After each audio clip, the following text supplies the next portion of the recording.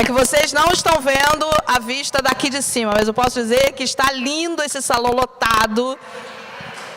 Uma salva de palmas para todo mundo que acordou cedo hoje. Bom, muito obrigado pela presença de todos. Eu sei que muitos fizeram um grande esforço de sair das suas residências ontem, e muita gente chegou cedo também, madrugou.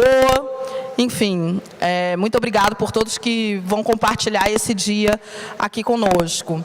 Esse evento ele foi pensado com muito carinho. Segura aí, por favor. Segura aí, por favor.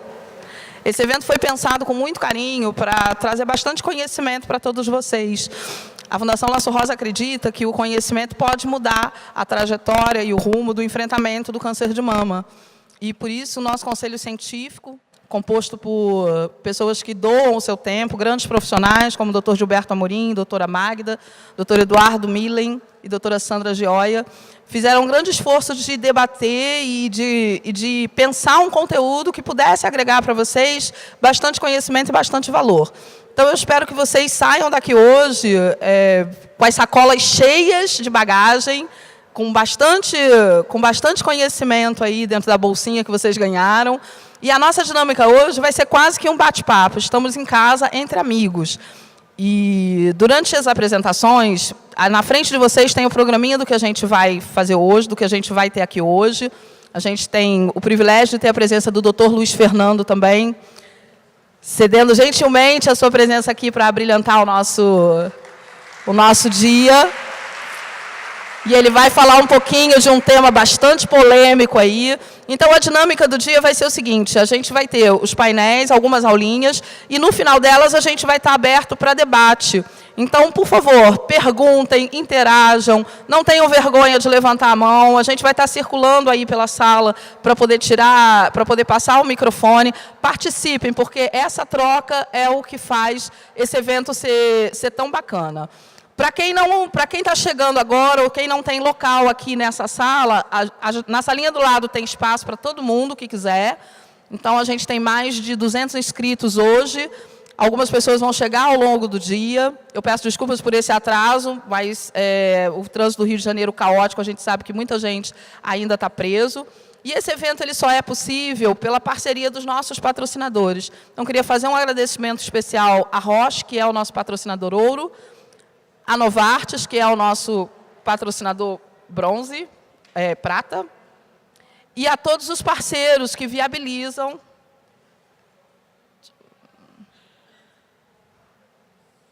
Está funcionando aqui? E a todos os parceiros que apoiam esse evento e que fazem esse evento ser possível. Então, desde o buffet até, enfim, todos os mimos que vocês receberam, tudo, absolutamente tudo, é feito com muito carinho para o científico. Antes, eu preciso declarar aqui que a Fundação Laço Rosa não tem nenhum conflito de interesse com nenhuma das marcas patrocinadoras. Doutor Gilberto, é com você. Muito obrigada. Muito obrigado. Bom, gente, bom dia para todos. Esse é um lugar sensacional. Eu sou carioca, mas confesso que eu nunca tinha entrado no Palácio Itamaraty e estou chocado com esse lugar espetacular. O som não está bom aí atrás? Não? Quem pode ajudar aqui com o som? Melhorou ou não? Eu posso... Som? Melhorou? Acho que sim. Bom, eu vou tentar fazer... Deixa eu voltar aqui só um pouco. Claro que num evento como esse, em que a gente tem associações de pacientes participando, e muitos pacientes, inclusive, ou familiares, quer dizer, a gente sempre acha que já sabe muito sobre câncer de mama. E aí você vai abrir um dia desse, eu resolvi fazer uma coisa meio arroz com feijão. A gente, às vezes, fica discutindo, eu brinco com alguns pacientes, às vezes, a gente quer discutir receita, às vezes, de risoto, e não sabe fazer arroz com feijão bem feito. Então, eu resolvi começar o dia fazendo um pouco desse resumo sobre assim, o que é o câncer de mama, essas diferentes doenças que a gente costuma colocar num saco de gatos como se fosse tudo igual. Tratamento, que tem muitos de vocês, enfim, já se submeteram a tratamentos e sabem melhor do que eu o que é uma quimioterapia, mas ainda tem muita dúvida. Amanhã, inclusive, a pesquisa da Datafolha vai mostrar que o conhecimento, mesmo de pacientes que se dizem bem informados, ainda precisa melhorar. Eu nessa palestra, apesar de trabalhar numa clínica privada, eu trabalhei muitos anos na rede pública, então eu conheço muito essas duas realidades.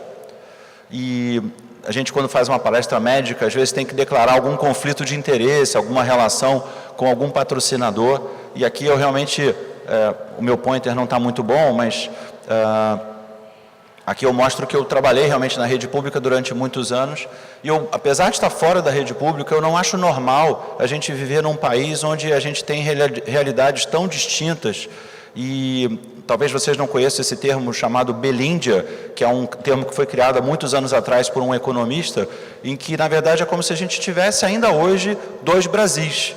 Isso foi criado na época da ditadura, mas 30 anos depois, 40 anos depois, a gente continua vivendo. Tem o país da Bélgica, tem o Brasil da Bélgica e tem o Brasil da Índia, a Índia pobre e subdesenvolvida. E a gente precisa lutar para que essas diferenças diminuam. Então eu resolvi separar esse tópico, se a gente tentar fazer, sei lá, em 30 minutos, 40 minutos e abrir para perguntas, um pouquinho sobre o que é o câncer de mama, qual é a importância desse problema, um pouquinho sobre, vocês entendem também muito bem disso, como é que se faz o diagnóstico, um pouquinho sobre os tratamentos e fechar com alguns mitos que em tempos de internet isso circula com uma velocidade assustadora, tem muita informação qualificada, mas tem muita informação de baixa qualidade, muita confusão que às vezes atrapalha todo mundo. Então, assim, quando a gente está falando de câncer, e aí não só de câncer de mama, mas de câncer em geral, o nosso corpo ele é composto de vários órgãos, vários tecidos, e essas unidades elas têm células, são estruturas bem pequenininhas. E o tempo inteiro a gente está regenerando, células estão morrendo, células estão crescendo, né? Seja na boca, seja no cabelo, seja no tecido da mama. Frequentemente nessas divisões acontecem erros, o próprio organismo consegue muitas vezes consertar esses pequenos defeitinhos que vão acontecendo.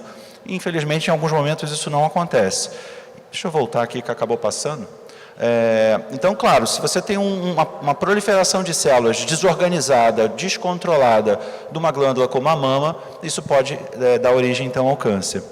E causas muito variadas. Esse é um quebra-cabeça complicado, a gente não tem todas as peças ainda, continua aprendendo sobre causas, mas a gente conhece muitas. O próprio fato da gente estar envelhecendo aumenta o risco de muitas doenças, e com o câncer não é diferente. A gente tem heranças que a gente pode receber dos nossos familiares, a gente tem excessos de hormônio, no caso de uma reposição hormonal após a menopausa de forma muito prolongada, isso é um fator de risco. A gente tem, hoje em dia no mundo moderno, as mulheres têm menos filhos, amamentam pouco, isso é diferente de 100 anos atrás, quando as mulheres tinham 6 filhos e amamentavam uma criança atrás da outra, mal terminavam de amamentar uma, já estavam grávidas do filho seguinte. Isso não é uma realidade no século XXI. A gente tem até algumas teorias que falam que acontece porque acontece. E é difícil a gente aceitar que alguma doença grave pode acontecer porque aconteceu. A gente simplesmente tem que tentar culpar alguém. Então, nessas horas, a gente tenta encontrar racionalmente uma explicação para aquela pessoa ter tido aquele determinado câncer. Isso não é só para câncer de mama, isso vale para qualquer câncer em geral, né? Às vezes a pessoa tem uma história de melanoma, né? Um câncer de pele potencialmente grave. Existem alguns fatores de risco para o melanoma, mas tem pessoas que não têm pele clara, não têm fatores de risco genéticos naquela família que pudessem aumentar aquele risco, e a pessoa simplesmente, do nada, tem uma pinta esquisita, aquela pinta muda, e quando você vai fazer o diagnóstico é um melanoma. Então, não é uma coisa muito simples para a gente entender. Mas de uma forma um pouco didática, a Magda vai voltar a falar sobre isso depois, é como se a gente tentasse separar o câncer de mama sempre em diferentes grupos. Não é uma doença única, são muitas doenças diferentes. E essa é uma classificação que nem é uma classificação que explica tudo, mas ela ajuda a entender grandes grupos de pacientes preenchem algumas dessas características. Então, a gente vai ter aqueles casos onde os tumores são sensíveis àqueles hormônios femininos, a gente chama esses tumores de luminais. Tem os tumores que não têm relação nenhuma com os hormônios e também não tem essa proteína diferente que a gente chama de HER2 positivo, que é um outro grupo. Então é como se a gente tivesse 4 grupos. A gente tem a turma do triplo negativo, a gente tem a turma do HER2, que tem essa proteína diferente, que pode trazer um pouquinho mais de agressividade para o câncer, e tem aquela galera que tem um tumor que é muito sensível aos hormônios. Aí a gente separa em luminal A e luminal B. Mas é muito mais complicado que isso, e a tendência, né, nesse gráfico meio confuso aqui do final, para mostrar que mesmo dentro do triplo negativo tem vários subtipos, e assim vai. Então a ciência está evoluindo nesse sentido para que a gente consiga entender melhor essas doenças e poder entender o tratamento. Isso aqui eu mostrei só para, trouxe só para mostrar para vocês, não é uma doença nova. O câncer de mama não é uma doença do estresse da vida moderna ou do desodorante, ou é uma doença desde que o mundo é mundo. Isso aqui é um papiro que foi encontrado por um cidadão americano que era um desses caça-tesouros lá no século passado, só que isso data de 1800 a.C. Ali já tinha descrição de casos de câncer, e naquele momento, claro, 2.000 anos atrás, ou mais de 2.000 anos atrás, não tinha tratamento. Então, não é uma doença nova. Tem lá múmias no Egito Antigo, naqueles sarcófagos que tinham evidência de câncer, inclusive com caso de metástase óssea, frequentemente um câncer de mama. Então, a gente tem conhecimento muito antigo. E o câncer de mama é uma doença dos mamíferos, não é exclusividade, obviamente, de mulheres ou mesmo de homens. Então, esse papiro que eu descrevi, que é do Egito, ele descrevia 8 casos de câncer. Vocês sabem, é um problema de saúde pública no mundo inteiro. A gente, não estou falando aqui especificamente só de câncer de mama, essas estatísticas são de câncer em geral, 600 mil casos ano no nosso país, câncer de mama em torno de 60 mil, e obviamente tem um impacto social nas famílias e econômico brutal. E infelizmente a tendência é que muitos desses cânceres continuem crescendo o número de casos, porque a população está envelhecendo, a gente tem mais pessoas. Então, assim, na década de 70, o Brasil tinha 90 milhões de habitantes. Obviamente, hoje a gente tem 207 milhões. Então, é natural que algumas doenças apareçam também por conta disso. Aqui, liderando a estatística no Brasil, vocês sabem, é o câncer de mama. E aí, quando a gente vai, em termos de proporção, realmente, entre as mulheres, o câncer de mama é disparado a doença mais importante.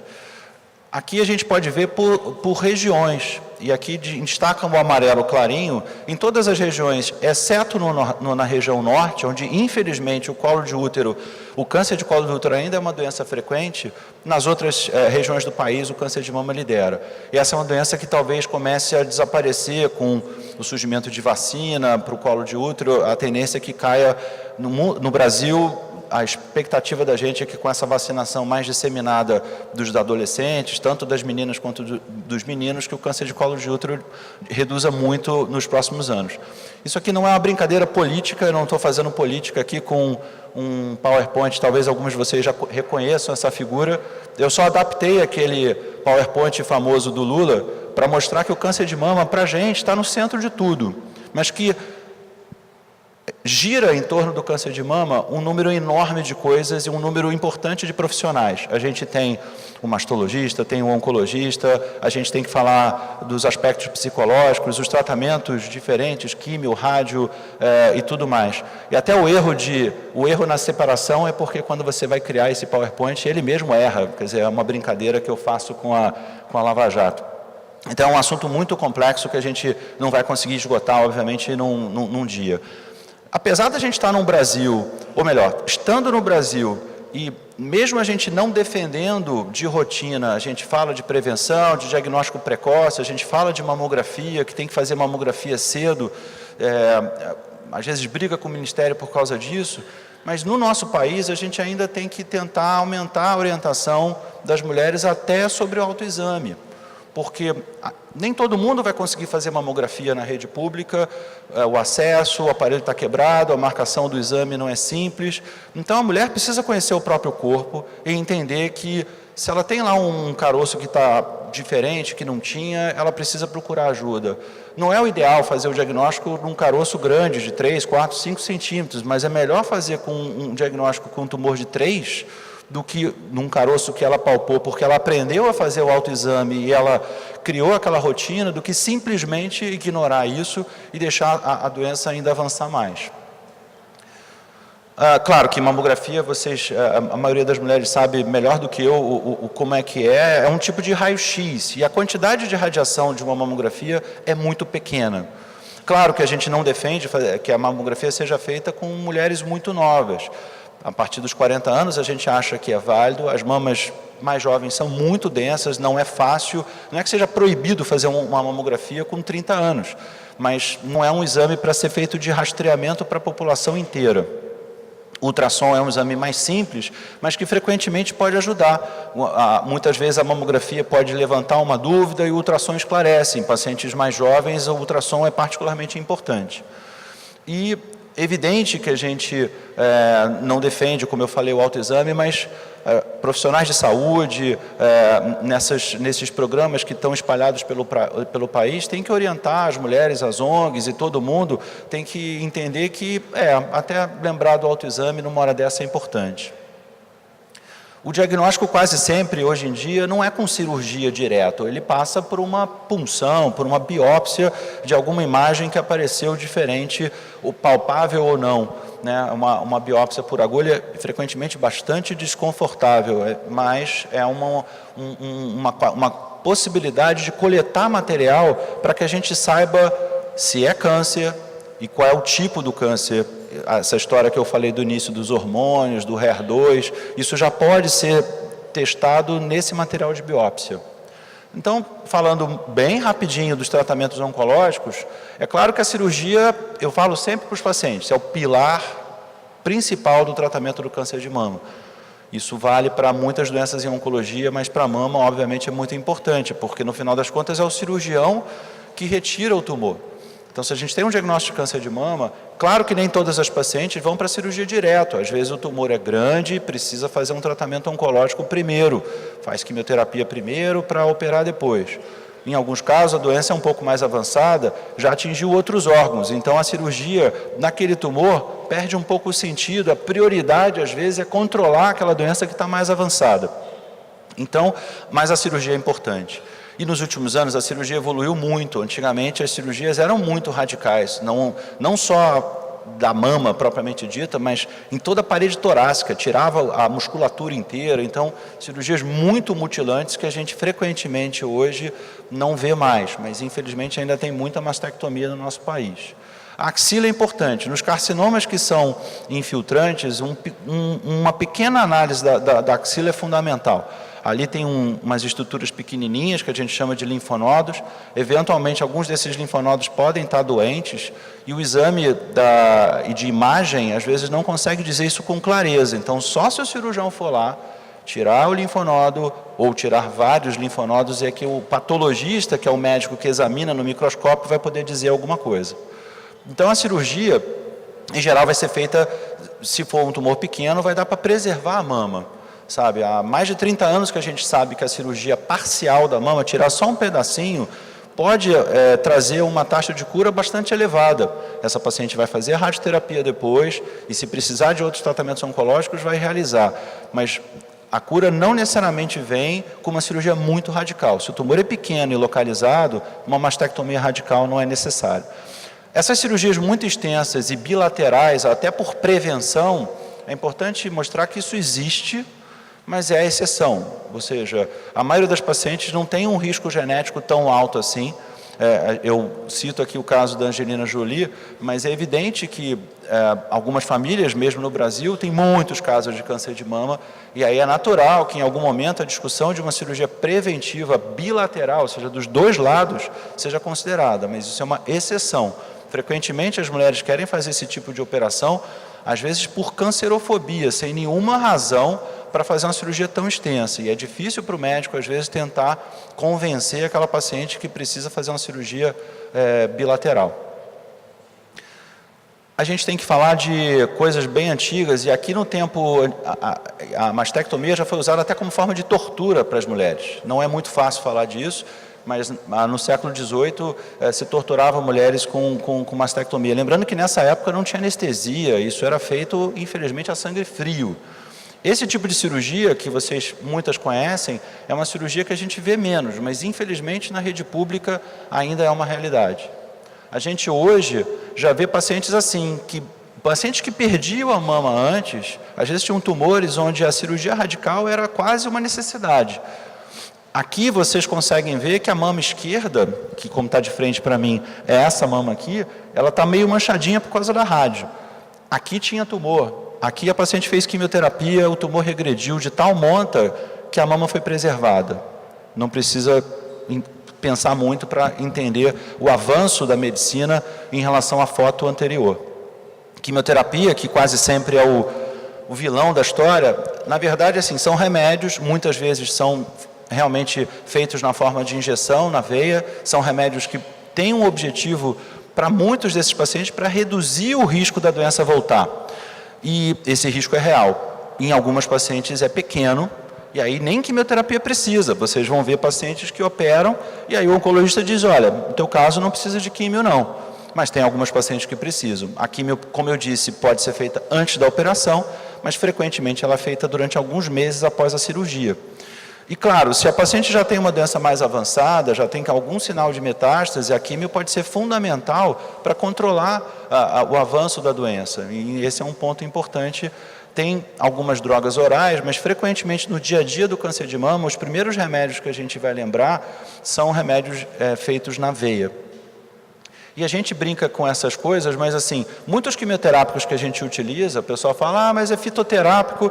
Muitas drogas muito potentes na medicina foram identificadas em plantas.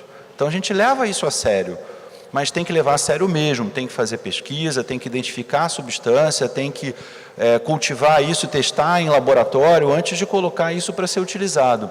Isso daqui, que é um tipo de pinheiro que existe na Europa, isso aqui é o Taxol. É a branquinha que muita gente faz o paclitaxel. Isso foi identificado numa planta. Obviamente, hoje é fabricado em escala industrial. Esse aqui é um outro dos taxanos. A gente tem dois, o Taxol e o Taxotere. São remédios que foram identificados. 30% mais ou menos da oncologia atual é derivado de planta. Nem tudo vem da natureza, mas algumas dessas moléculas foram encontradas na natureza e por isso que pesquisas têm que continuar. Esse tratamento, como eu falei, não é necessariamente um vilão. Às vezes é um mal necessário. São remédios fortes, tem a questão do cabelo. A gente melhorou muito o controle dos sintomas, mas ainda não é fácil fazer quimioterapia, a gente sabe disso. Mas pode aumentar a chance do paciente ficar curado. E essa chance, de fato, vale a pena, em muitos casos, conversar sobre quimioterapia. A rádio, em geral, é um tratamento mais localizado.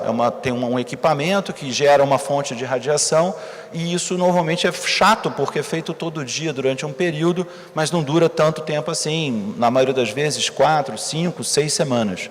A gente tem uma carência brutal de radioterapia no nosso país, especialmente na rede pública. Sabe, o SUS hoje admite que tem uma demanda e que não consegue contemplar nem metade dessa demanda. E as pacientes estão ficando 6 meses na fila da radioterapia. Alguns pacientes não estão fazendo rádio porque simplesmente não conseguem. Isso não é aceitável, a gente tem que brigar. O próprio governo anterior anunciou que ia fazer um programa de implantar 80 máquinas de radioterapia no país inteiro. Isso foi anunciado em 2011 e prometido para 2014. Eles não entregaram nenhuma máquina. E a gente continua com uma defasagem brutal e que, evidentemente, de 2011 para cá, essa defasagem só aumentou. As técnicas ficaram mais modernas, hoje é um pouco mais fácil você fazer radioterapia de boa qualidade e poupar tecidos que não precisam receber radiação. Os comprimidos, a gente fala muito, hormonioterapia. A gente gosta mais de usar o termo anti-hormônio, para não confundir muito, né? O hormônio o paciente está na menopausa, aí tem que tomar lá uma medicação para reduzir os calores. A gente faz aqui uma medicação diferente. São tumores que, de alguma maneira, são sensíveis a esses hormônios, ou a gente induz a menopausa, em algumas dessas pacientes a gente antecipa essa menopausa, que eu sei que não é uma coisa simples, mas esses comprimidos eles podem reduzir o risco de uma recidiva e também podem proteger a outra mama. Então, mesmo que não tenha uma história genética importante, a outra mama que não ficou doente, ela vai estar mais protegida se a paciente utilizar os comprimidos. Isso frequentemente é feito hoje em dia por 5 anos ou até mais. Os biológicos. A gente ainda não está na fase do câncer de mama da imunoterapia. Isso ainda é experimental mesmo nos Estados Unidos. Mas a terapia biológica já está disponível.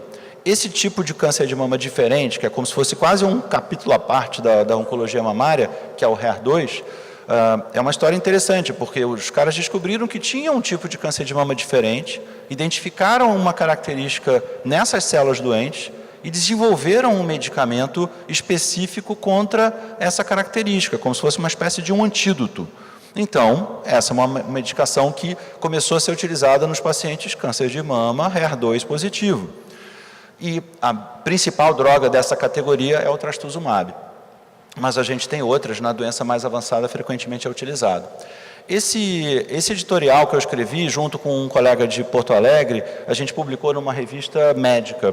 A gente fez uma análise estatística. O que aconteceu? A gente começou a usar, após a cirurgia, em 2005, ficou provado que quando você fazia 1 ano de trastuzumab, isso podia reduzir o risco da doença voltar em 50%. Fosse qual fosse o risco. Se o risco era 20, caía para 10, se era 50, caía para 25. E a gente começou a usar isso na medicina privada. Os convênios começaram a pagar 1 ano de trastuzumab para essas pacientes. Infelizmente, no Brasil do SUS, só começou a ser utilizado em 2013, com 8 anos de atraso. E o que a gente fez aqui foi tentar entender o impacto de não ter colocado isso no SUS. E, infelizmente, os números que a gente produziu, uma análise estatística bem cuidadosa e bastante conservadora, infelizmente, a gente imagina, não tem como provar isso, isso é um exercício estatístico de que 5.000 brasileiras ou morreram ou ainda estão condenadas à morte por não terem recebido o tratamento oncológico no SUS adequado. 5.000 mulheres.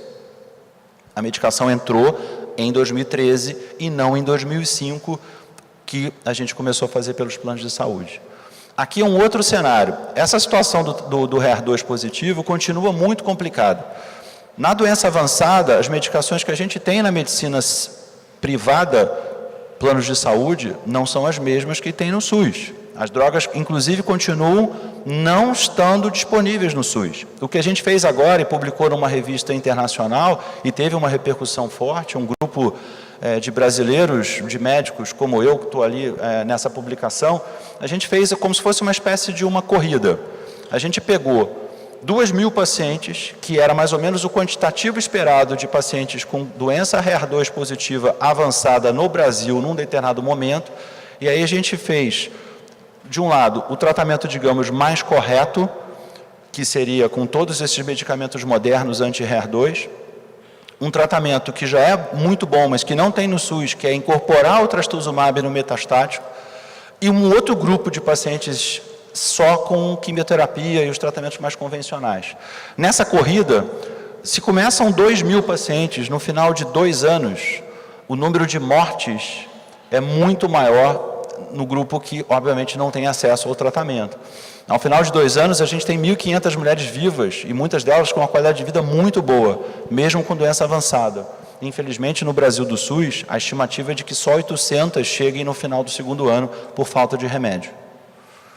Vamos, para finalizar e abrir para a pergunta, mitos e verdades. Coisas simples, mas que infelizmente circulam na internet, no dia a dia, nos grupos de WhatsApp e sei lá mais por onde. E vocês também, numa hora dessa, têm um papel importante de replicar informações de boa qualidade. Acessar sites bons, como o da Fundação Laço Rosa, que recentemente foi reformulado, do Oncoguia, do próprio INCA, que tem muita informação de qualidade. Então, assim, sutiã apertado provoca câncer de mama? Acredite se quiser, eu ainda escuto isso. E no consultório privado, não. Claro que amamentar protege o câncer de mama, protege, mas vocês vão ver pacientes que às vezes ficam assim, poxa, mas eu tive câncer de mama e amamentei meus 2 filhos. Do ponto de vista de saúde pública, quando você está falando para um número enorme de pessoas, a amamentação tem um fator protetor. Mas individualmente você vai ver pacientes que tiveram câncer de mama e que amamentaram. A questão do estresse. Esse é um assunto que vai sair pancada se a gente trouxer para o debate, mas não está claro para a gente que um determinado fator de estresse seja o causador do câncer de mama. Algumas mulheres têm umas histórias muito importantes. que são muito traumáticas e não é banal a gente ignorar isso como tendo de alguma forma contribuído para ela ter ficado doente. Mas as pesquisas ainda não conseguiram comprovar. Até grupos que tiveram estresse pós-traumático grave, depressão bem grave, às vezes são acompanhados durante vários anos e não há uma incidência maior de câncer naquele grupo. Então não é muito simples você dizer. Claro que aquela paciente individual vai dizer, não, mas eu perdi meu filho Eu mesmo tenho casos no consultório em que isso é dito todo dia. E alguns muito dramáticos. Um caso que repercutiu e que eu lembro até hoje, que saiu até na imprensa, a paciente que era minha, ela veio a ter o filho dela era um jovem, se envolveu numa dessas brigas bobas de bar e foi assassinado. Na região dos Lagos, em Búzios, se não me engano. A mãe dele era minha paciente. E ela nunca tinha recidivado, a doença nunca tinha voltado. E meses depois do filho, que era o único filho, ela não era casada, era ela e o filho assassinado, e meses depois a doença voltou. E voltou de um jeito que ela não conseguiu tratar. Foi, sabe, aquela tsunami que engole o paciente e não responde. É estranho essa correlação, mas é um pouco simples a gente dizer isso para todo mundo, dizer que estresse ou depressão, até porque a gente viu ali que tem casos de câncer de mama desde que o mundo é mundo, desde que o mundo não era tão estressante quanto é hoje. Animais têm câncer de mama, você pode dizer, mas a minha cachorrinha estava estressada, então ela teve câncer de mama por causa disso. Assim, bom, é um assunto controverso, a gente não vai esgotar aqui. Anticoncepcional é uma preocupação para mulheres jovens. Em princípio, são muito seguras as pílulas quando a gente fala para mulheres em geral. As doses de hormônios são muito baixinhas, mas a partir do momento que você tem um diagnóstico de câncer de mama, a gente pede para parar. Desodorante, que é uma circulação clássica da internet, a gente não tem nenhuma prova de que algum tipo de produto químico nas axilas, até porque o câncer de mama não começa na axila em 99,9% dos casos, o desodorante não é o vilão da história. Como eu disse, tem câncer de mama muito antes do desodorante e vários animais têm câncer de mama. A obesidade é um fator importante. Infelizmente, a nossa população, no mundo ocidental, não só no Brasil, infelizmente está ganhando peso. E existem estudos que falam isso de forma muito consistente, de que o aumento da obesidade, seja antes da menopausa, seja após a menopausa, aumenta o risco. Mas você vai ver aquela magrinha que ficou doente, então isso não é também tão simples de você explicar. A soja, frequentemente, tem horas que ela é vilã, tem horas que ela é absolvida. Para a gente, faz medicina, que acompanha isso de perto, a gente sempre usa o exemplo do Japão. Eles têm uma dieta muito rica em soja. Os caras comem soja em tudo. É a sopinha lá, a miso, é o tofu, é um monte de coisas que eles incorporam no dia a dia. A gente não consome muito esses alimentos. Raramente vai tomar um suco de uma marca dessas à base de soja. Um ou outro mais vegano vai comer lá hambúrgueres e outras proteínas usando a soja. Mas a gente não considera tão vilã. E já foi inclusive testada para pacientes com câncer de mama que têm sintomas de menopausa. Essa substância que está ali, isoflavona, ela pode ajudar a baixar um pouquinho os calores da menopausa. Então, mais estudos estão sendo feitos para a gente ter mais conclusões. Mas se a soja fosse tão vilã, no Japão o número de casos de câncer de mama seria explosivo, dando esse exemplo. E não é. Proporcionalmente ao mundo ocidental, eles têm menos casos do que a gente. Talvez explicando a questão da dieta, que a dieta deles é mais saudável do que a nossa. A própria mulher japonesa, quando ela se muda para um país ocidental e passa a adotar hábitos alimentares ocidentais, ela passa a ter mais risco do que aquela que mora no Japão e tem hábitos alimentares mais saudáveis. Mamografia. Precisa usar o colar para proteger a tireoide? Não precisa. Eu vou mostrar uma foto de como isso, inclusive, pode atrapalhar o exame. A dose de radiação é insignificante, não tem risco. Você não faz uma radiação para o corpo todo quando você faz uma mamografia. Isso é mais uma dessas lendas urbanas. A alimentação, a gente está falando de novo, não só de gordura e de obesidade, mas, infelizmente, o consumo de alimentos processados e industrializados aumentou muito. Fazer dieta custa caro, comer alimento orgânico não é barato. E a população que, na crise econômica, voltou a comer pior. Porque na hora de comer é mais caro você comer na rua uma dieta saudável, ou até trazer de casa uma comida saudável. É melhor você comer um salgadinho na esquina, com alguma porcaria dessas e toca a vida. Só que esse tipo de dieta, durante muitos anos, não é saudável. Um erro frequente que a gente escuta é de pacientes que não têm nada no radar para o câncer de mama e acham que, por causa disso, não precisam fazer os exames de controle. Esse é um erro grosseiro. A maioria das mulheres que têm câncer de mama não tem história de câncer de mama na família. Então, se só for rastrear aquelas famílias doentes, muitas mulheres vão ficar com o radar desligado. Isso não é bom. Reposição hormonal. Esse é um assunto importante, porque muitas mulheres fazem reposição hormonal e, às vezes, durante um tempo excessivo. A menopausa pode ser complicada, eu reconheço que não é fácil, mas tem mulheres que fazem reposição por tempo demais.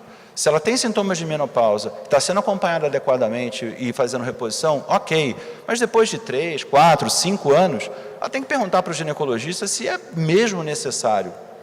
Outro dia eu vi uma paciente no consultório com 76 anos, tomando Yasmin, que é uma pílula, e ela compra junto com a neta. Eu achei fofo ela ir com a neta na farmácia comprar a pílula, mas aí eu perguntei para ela por que diabos ela estava tomando uma pílula com 76 anos, sendo acabado de receber um diagnóstico de câncer de mama. E aí ela não soube me responder. E é uma mulher de padrão alto, e ela está há 25 anos em menopausa fazendo reposições hormonais, e agora a conta chegou, e ela ficou doente. Eu não sei se ela ia ter câncer de mama se não tomasse essa reposição hormonal por 25 anos, mas é intuitivo imaginar que teve alguma contribuição. De novo, mamografia causa câncer de tireoide? A gente não tem provas de que isso seja uma realidade. O número de casos de câncer de tireoide não está aumentando de forma explosiva, como às vezes as pessoas querem sugerir. E isso aqui acho que mostra para as pessoas uma foto de como é uma paciente que tem prótese, mas que você está querendo vigiar a mama. Toda essa parte aqui, chegando até aqui em cima. Aí você bota o colar e aí você fica com tudo isso aqui escondido. Se tiver um tumor começando aqui e ela cismar de botar o colar, o radiologista não vai ver. Então a gente não recomenda o uso do colar. Então, nos tempos do Dr. Google, a gente não tem nada contra o Dr. Google. O Dr. Google pode ajudar bastante. Mas se vai googar alguma coisa de câncer de mama, google no lugar certo. Vai atrás da informação de qualidade, ao invés de simplesmente compartilhar. Hoje em dia as pessoas recebem uma informação que é um lixo, às vezes é uma inverdade, ela nem lê, não viu a fonte e já dispara adiante. Então, olha com um pouquinho de atenção antes de compartilhar e vai buscar informação qualificada. Obrigado.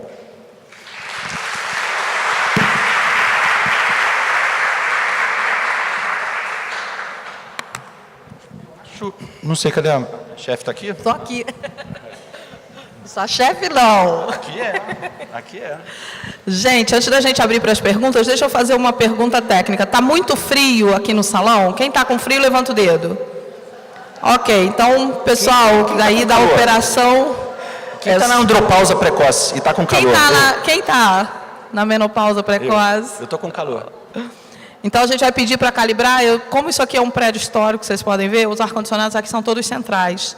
Eu não sei se a gente tem esse calibre de ar-condicionado, mas a gente já pediu a manutenção para poder calibrar isso, tá bom?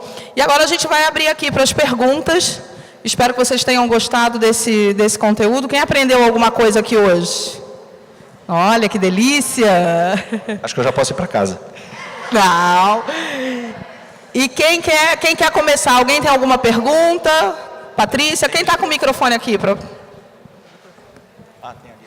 Ó, as meninas aqui do lado com a blusinha da fundação são as queridas voluntárias que vão estar circulando aí com os microfones. Bom dia, eu sou Patrícia, tá? Eu sou médica, mas eu sou pediatra, tive câncer de mama. E hoje em dia minha filha é bióloga e trabalha na Fiocruz no mestrado com nanopartícula para tratamento de câncer de mama. E eu gostaria de saber a sua experiência, se já está desenvolvendo alguma coisa com nanopartícula no INCA, tá? E aí eu gostaria de saber a sua posição em referência à nanopartícula, tá bom? Não, na verdade, assim, para a gente ainda é uma coisa que a gente olha com bastante carinho. É bom saber que tem gente séria pesquisando isso no Brasil. Lá fora tem sido uma realidade. Essas partículas, elas são muito pequenas, sabe? A gente não consegue enxergar, é muito menor do que qualquer coisa que a gente consegue enxergar. E essa tecnologia, ela pode ser útil no futuro próximo, eu espero que não demore, em várias áreas do conhecimento médico. Isso pode ajudar no tratamento, porque você consegue, às vezes, com uma nanopartícula, acoplar alguma medicação muito pequenininha num veículo que consiga ser quase que um míssil teleguiado. É mais específico, às vezes, do que o tratamento que a gente tem hoje, porque quando a gente fala de quimioterapia, a gente está falando de um remédio que, às vezes, machuca muito outros órgãos que, às vezes, a gente não queria machucar. O tratamento com os biológicos, como o trastuzumab, já é um grande avanço, porque você tem ali uma molécula que vai se ligar a uma proteína muito específica, mas é uma molécula grandona. E ela também acaba sendo, circulando no corpo e, às vezes, também tendo algumas ações que são indesejáveis. Então, a expectativa para a gente, assim, eu não conheço pesquisa básica dentro do INCA, eu mesmo saí da instituição já tem alguns anos, imagino que tenha laboratórios em análise, mas a gente está animado com perspectivas em tratamento para o futuro, e até para diagnóstico, porque as nanopartículas podem ser utilizadas para fazer determinados diagnósticos. Você pode acoplar lá um corante especial com uma luzinha lá que acende, e aí amanhã ou depois você injeta lá uma solução com nanopartículas e ela consegue localizar, de repente fazer um diagnóstico ainda mais cedo do que a gente consegue hoje. Mas é aquela coisa assim que a gente olha com carinho. Por exemplo, eu estou indo para Chicago semana que vem, um congresso que é da Sociedade Americana de Oncologia Clínica, o Dr. Luiz Fernando está todo ano lá com a gente, cobrindo para a imprensa brasileira, e sempre tem alguma coisinha caminhando, mas são, assim, infelizmente, passinhos bem lentos, e a gente queria, sei lá, sair daqui e poder usar isso semana que vem, acho que ainda vai demorar um pouquinho. Ali agora, Gigi. Bom dia, eu sou a Gigi. Levanta aí, Gigi, para as pessoas. Tá, já vi, desculpa. Levanta aí quem for fazer a pergunta, levanta, que é para a gente poder localizar. Obrigada. Bom dia, gente. Eu sou a Gigi, da Las Amigas da Mama, sou voluntária.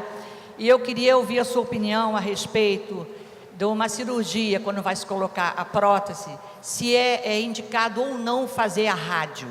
Boa. Frequentemente, é claro que essa é uma realidade. Às vezes a paciente precisa fazer uma mastectomia um pouco mais radical. Existe uma lei no nosso país que oferece e cobra, que deveria, enfim, ser mais cumprida, e infelizmente a gente ainda carece nisso também. A gente às vezes tem boas leis, mas as leis não são cumpridas. Então, toda vez que a gente fala de uma mastectomia, a gente devia lembrar da cirurgia reparadora no mesmo tempo. Isso já é mais fácil fazer em alguns centros, mesmo no SUS, mas ainda com muita dificuldade. Na medicina privada é um pouquinho mais fácil, mas também não é muito simples fazer cirurgia reparadora pelo convênio. Só que, frequentemente, quando você tem um laudo de câncer de mama, tem informações que só chegam para o oncologista, ou até mesmo para o cirurgião, dias depois da cirurgia. Porque o tecido do tumor que foi retirado, ele não pode ser todo analisado na hora da operação. Você, às vezes, faz análises muito rapidinhas. Mas, às vezes, vem uma caixinha de surpresas e nem sempre as surpresas são legais. Então, às vezes, você tem uma paciente que acabou de fazer uma mastectomia com reconstrução, com prótese, e aí o laudo indica que o tumor era um pouco maior do que se imaginava, ou que tinha doença na axila, e eventualmente fica aquele dilema, fala assim, poxa, mas eu vou ter que mandar essa paciente depois da químio para a radioterapia. Essa era uma preocupação e não é mais tanto não. É um desafio tecnológico, mas a maioria dos centros de radioterapia, mesmo no SUS, podem irradiar essas cirurgias, essas mamas reconstruídas mesmo com prótese. Com a presença da prótese, o resultado atrapalha um pouco o resultado da plástica, para falar o mínimo. As taxas de complicação dessa cirurgia aumentam um pouco, porque a radioterapia, às vezes, assim, retrai um pouco o tecido, perde um pouquinho a elasticidade. Então, aquela prótese, às vezes, pode ter que ser trocada mais cedo do que o esperado. Mas só para ilustrar o que você falou, ontem eu vi uma moça que ela está agora com 40 anos. Ela teve câncer de mama aos 33, eu faço só uma revisão anual, eu já tentei dar alta para ela, ela não quer. Mas, enfim, ela veio ontem. E essa paciente fez a cirurgia há muitos anos atrás, já com plástica. E o laudo dela não era um laudo tão banal, precisava da rádio. Naquele momento, há, sei lá, 7, 8 anos atrás, isso era realmente para a gente, assim, caramba, vou ter que mandar essa dente radiar, como é que vai ser?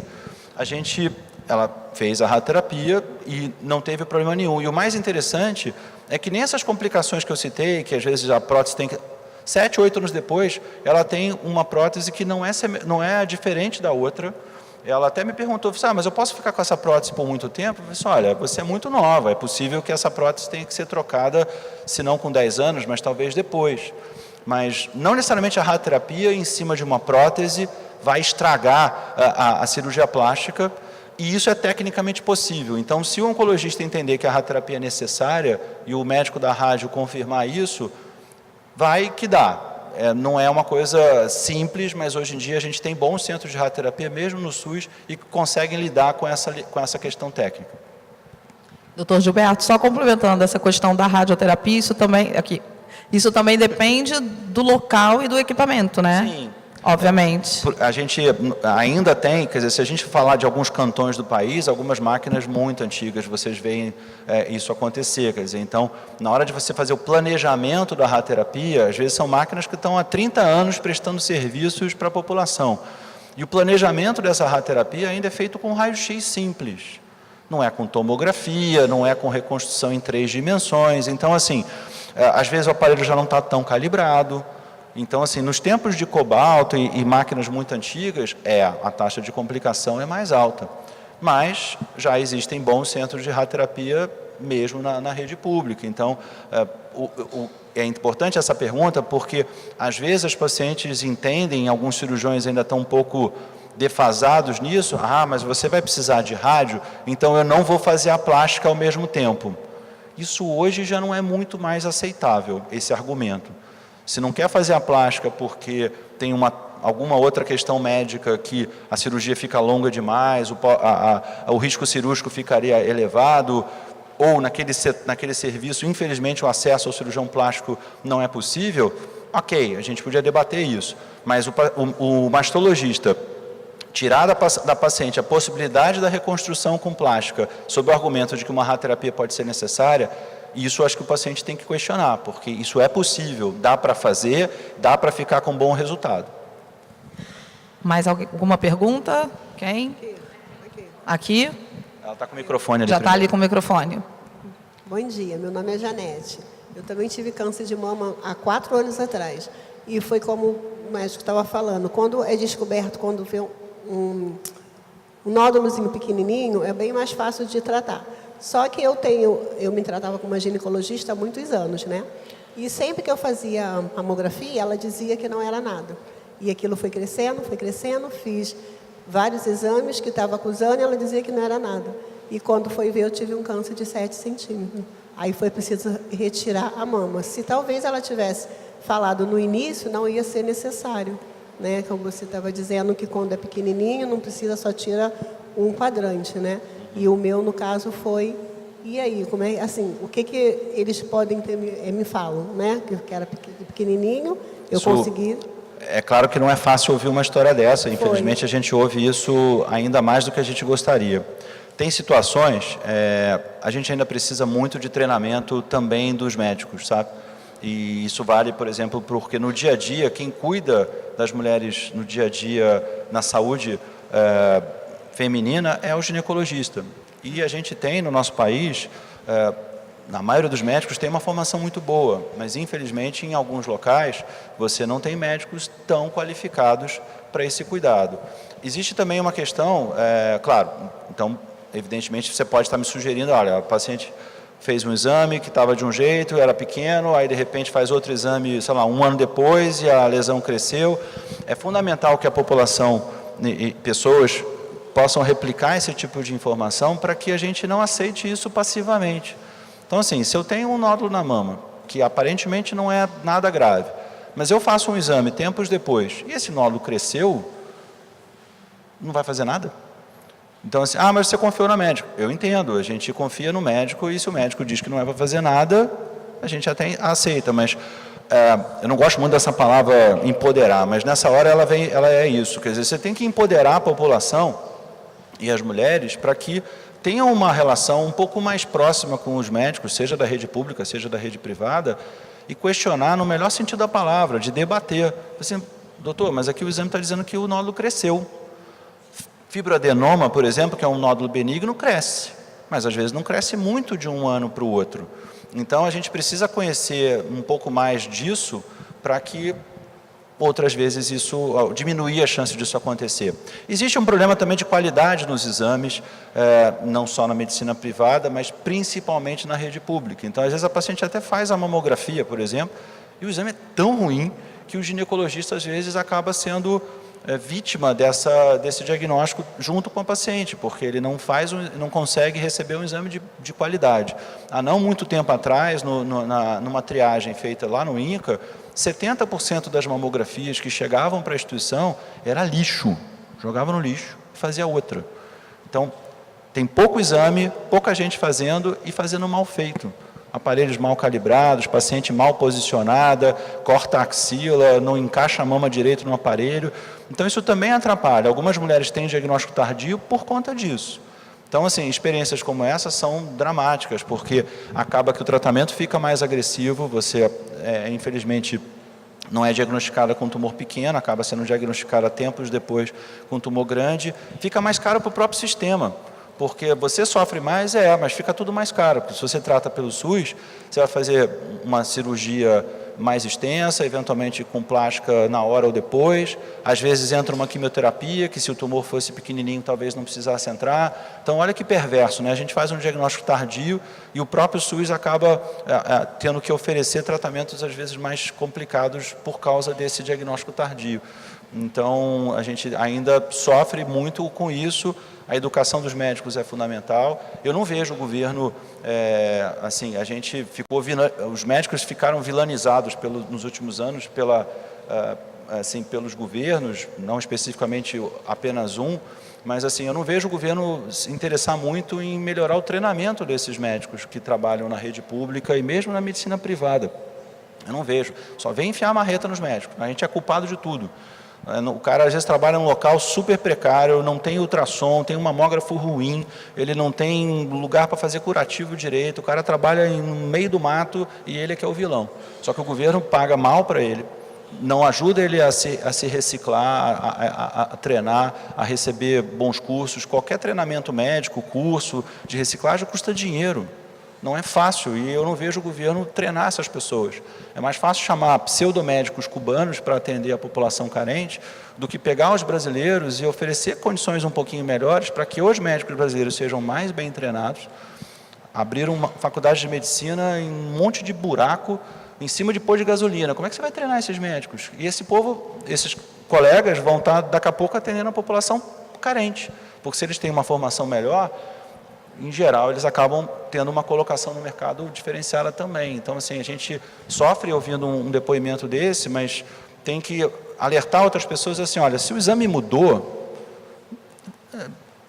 cobra alguma outra coisa. Não é o caso de fazer uma ultra, não é o caso de fazer um exame com intervalo menor, porque às vezes a paciente leva 2 anos para repetir o exame, e quando vai repetir 2 anos depois, o nódulo cresceu muito. E aí é mais complicado tratar. Mas aí essa é a grande diferença entre um paciente que tem conhecimento, né, e o paciente que apenas aceita qualquer resposta de qualquer médico, né? Porque enquanto paciente, vocês também têm o direito de questionar, né? Os médicos sabem muita coisa, mas às vezes um médico escapa e se o paciente não tem aquele inconformismo. Eu conheço diversos casos aqui nesse salão. Né? A gente tem que sair não pode simplesmente aceitar, não mudou. Você está vendo, você conhece seu corpo, você está vendo que tem alguma coisa errada. Então, tem que ter esse faro, né? Não dá para a gente aceitar passivamente isso. A gente tem tempo para mais 2 perguntinhas. Oi. Vamos lá, tem uma pergunta lá de trás e depois vou fazer essa daqui, tá bom? Lá de trás, aqui, ó. Tem essa e depois essa. Ó, a gente vai nessa ordem. Ali, aqui e aqui, tá? Tá, ok. Bom dia, meu nome é Elisângela. Também sou voluntária da Amigas da Mama Cabo Frio. E eu não sei como que eu vou formular a pergunta. E aí, se você tiver dificuldade, você me fala. Eu ouço muita queixa nos corredores das meninas reclamando depois da rádio e da quimioterapia, dificuldades na relação sexual. E aí eu queria saber qual é a relação disso, se o tratamento realmente influencia, ou se é talvez uma dificuldade delas mesmo. É um assunto importante e que às vezes é subtratado no dia a dia dos consultórios médicos, seja pelo mastologista, seja por nós da oncologia e às vezes até pelo ginecologista, que às vezes mantém o acompanhamento dessas pacientes. Se você está falando de radioterapia de mama, eu posso dizer, olha, não tem relação com a rádio. A rádio resseca a pele e tudo mais, mas é um tratamento localizado. Claro, se você tem uma paciente que teve um câncer ginecológico e fez radioterapia na região genital, evidentemente a conversa é outra. Mas já que o foco aqui é mama, radioterapia não. Mas duas coisas afetam sim essa questão ginecológica e o ressecamento vaginal é muito frequente. A própria quimioterapia pode causar isso naquela fase mais aguda, embora alguns pacientes façam tratamento durante alguns meses. Então, resseca a pele, resseca a mucosa do olho, resseca o intestino e vai ressecar a mucosa vaginal também. Então, a lubrificação diminui. Isso é fato. Mais frequente até do que isso, e às vezes mais duradouro, às vezes o tratamento em comprimido, os anti-hormônios. E por quê? Porque se você tem, às vezes, aquela paciente entrou em quimioterapia, e aí ela parou de menstruar. Com a pausa da menstruação, o hormônio despenca. E aí ela passa a se comportar, às vezes mesmo com 30, 35 anos, como se já estivesse em menopausa. E, obviamente, ela não pode fazer reposição hormonal. E as mulheres em menopausa têm mais chance de ter, obviamente, essa região genital bem ressecada. E, às vezes, esse é um problema que não é banal, porque ele pode durar por um tempo bastante longo. E, na verdade, assim, é um assunto complexo, porque também numa hora dessa a gente tem que lembrar, uma paciente está fazendo quimioterapia por causa de um câncer de mama, nem sempre ela está, obviamente, em termos de autoestima, no seu melhor momento. Então, a capacidade que ela tem de lubrificar, mesmo num contato íntimo habitual, um companheiro, uma companheira estável, que tem uma química muito boa, pode ser que naquele momento a química não esteja tão boa.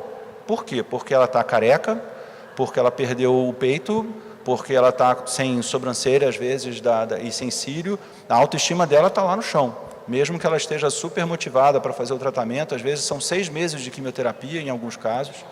Isso não é banal para a paciente ter relações. E aí, na hora de lubrificar, demora para lubrificar, porque ela está com a cabeça em outro lugar, não está com foco naquilo.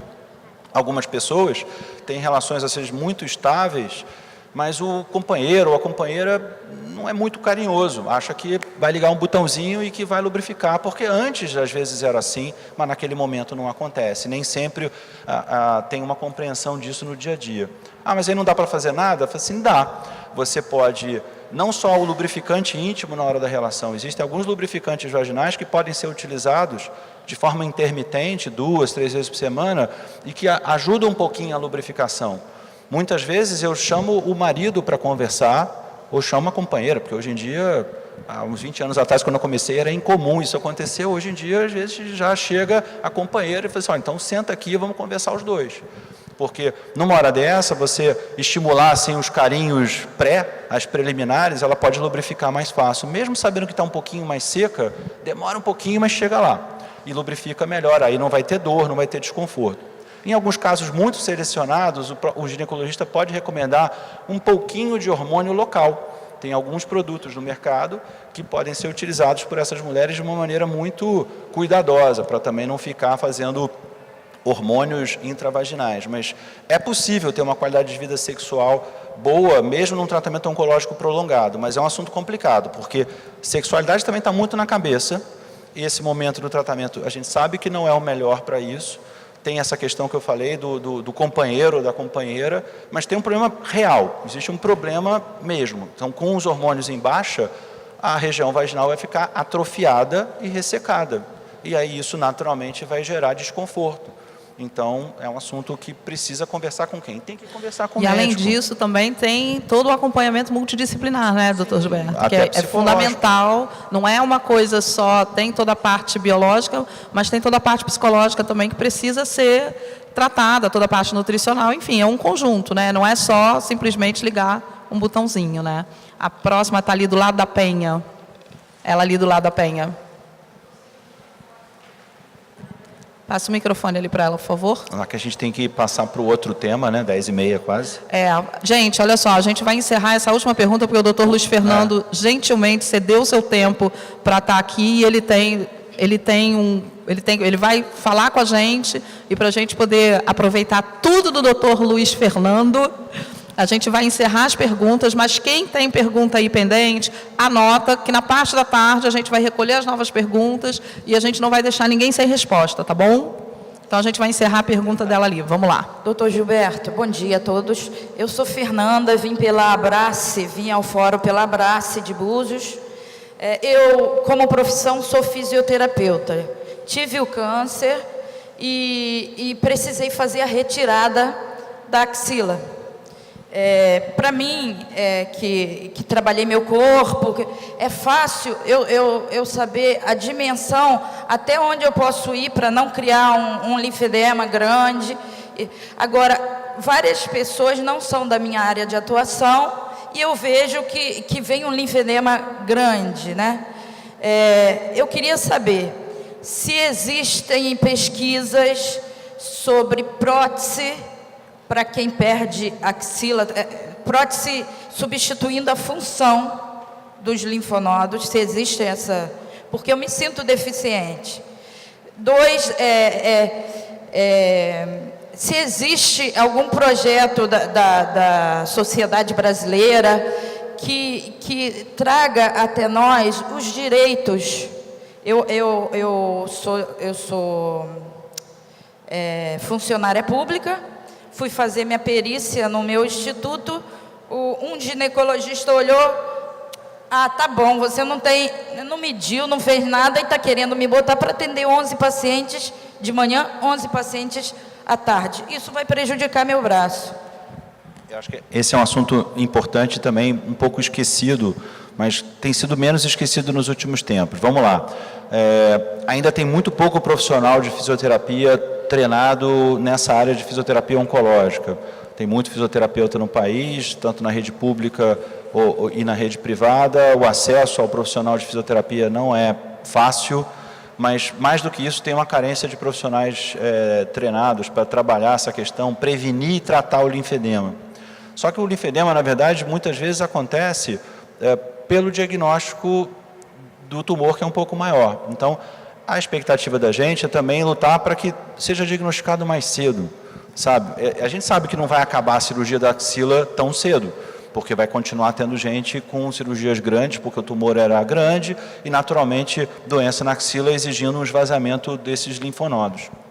Mas isso tende a diminuir, como a gente já vê em outros países, o pessoal consegue ver as estatísticas, o número de cirurgias axilares extensas despencou no mundo desenvolvido e a gente torce para que isso chegue para a gente também. Então, a partir do momento que a gente briga para ter um diagnóstico mais cedo, a gente está, de uma certa forma, prevenindo disfunção tardia, porque muitas pessoas podem acabar sendo, de fato, aposentadas por invalidez, porque às vezes tem um braço que tem uma impotência funcional real, pode não ter um linfedema óbvio, mas você tem razão, as perícias são muito ruins às vezes e o paciente tem claramente uma limitação física e às vezes não consegue ser readaptado, às vezes ele não precisa ser aposentado e se tornar uma pessoa inválida e sustentada pelo Estado, mas precisa às vezes de readaptação. Se às vezes tem uma professora que dá 8 horas de aula por dia, como é que ela vai dar 8 horas de aula no quadro negro com um braço que tem uma limitação física real?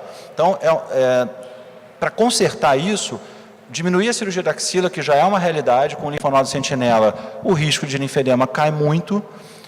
Em termos de pesquisa, assim, quase ficção científica, célula-tronco. Se a gente der uma viajada aqui, existe gente estudando tentar regenerar esses tecidos, não só de cirurgia, não só de axila, mas de mama também.